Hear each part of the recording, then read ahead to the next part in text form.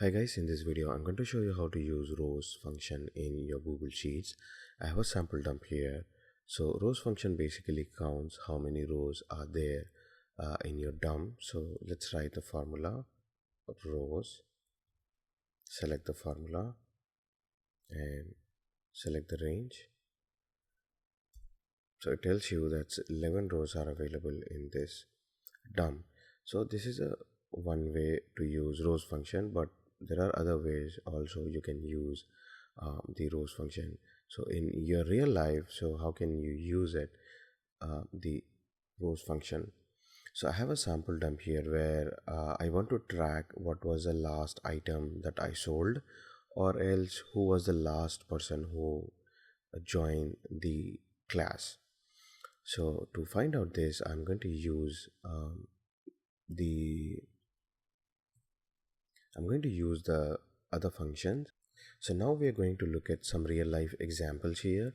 So as you can see, I have two types of data here, sales data and attendance. So I want to find out what was the last item I sold, and then also I want to understand who was the last person who joined the class. So to achieve these results, I'm going to use index formula. So index, and I'm going to select entire range from where I want to be looking at, and then comma, I'm going to use rows function. So again, I'm going to select all the rows here, then close the parenthesis, hit enter.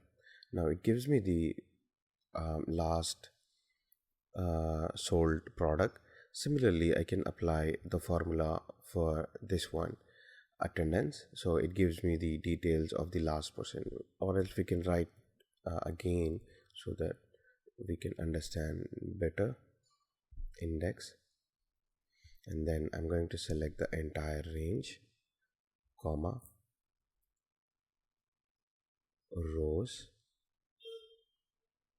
then I'm going to select the entire range. So as you can see here, the little pop-up is appearing that a formula is correct. So that's how you can identify that you're writing a correct formula.